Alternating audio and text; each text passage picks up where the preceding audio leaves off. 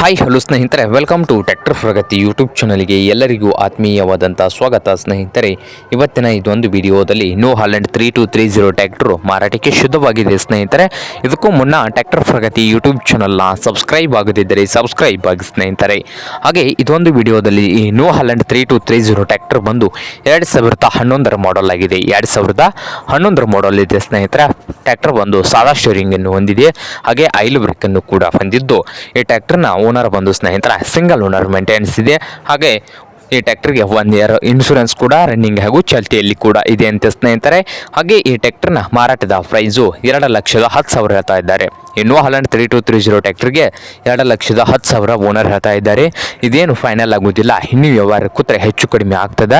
ಹಾಗೆ new Holland 3230 tractor ಇರುವ location ನೋಡಬಹುದು ಸ್ನೇಹಿತರೆ, ಧಾರವಾಡ ಲೊಕೇಶನಲ್ಲಿ ಮಾರಾಟಕ್ಕೆ ಶುದ್ಧವಾಗಿದೆ.